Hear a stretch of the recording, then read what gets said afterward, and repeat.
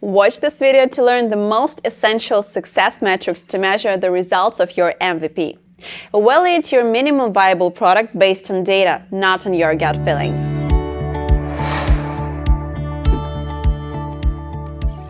How to understand if your MVP was a success or a fail? Here at Railsware, we prefer a data-driven approach. In this video, I will explain the most essential metrics you have to track to understand whether your MVP was successful. Also, we will discuss what to do if your MVP has failed. Customer feedback is an essential metric to measure throughout the whole pipeline. However, it is extremely actionable at the MVP stage. You can find out how things are going by interviewing your customers. Listing the problems to be fixed and the expectations to be met will help you and your product to evolve in the right direction. The Net Promoter Score is a survey-based metric.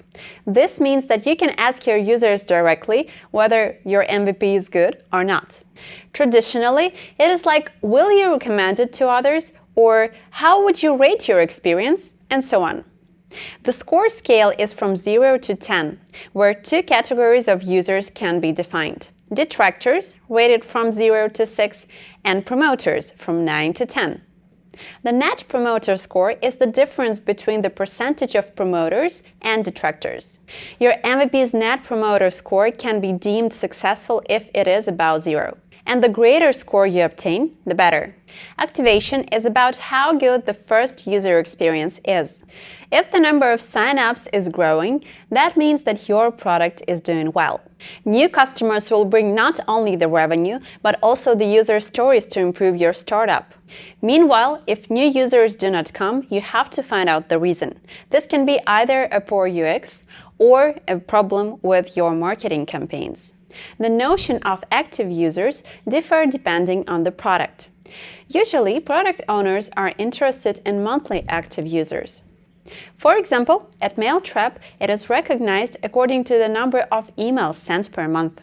At the same time, if you want to build an MVP website with a focus on social communication, you're likely to benefit from daily active users. So if your daily active users metric goes up, you're on fire. Down, you need to tweak the user engagement. Money-based data should also be taken into account from the outset. The monthly recurring revenue is a core metric for any software-as-a-service product. It shows you the volume of money your product generates per month. The revenue usually includes a direct income, all of the monthly upgrades, downgrades, discounts, churns, reactivations, and other money-related activities. One-time fees are not a part of the MRR. Another financial metric you can measure at the MVP stage is the customer acquisition cost. It displays how much money you need to spend to get a single customer. This is an important metric for you to measure how scalable and profitable your product is. For example, if you spend more money to acquire customers than the revenue it brings, the product is unprofitable. This metric is also crucial to measure your marketing efficiency and identify the idle costs. Average revenue per user is a metric used to track companies' growth progress.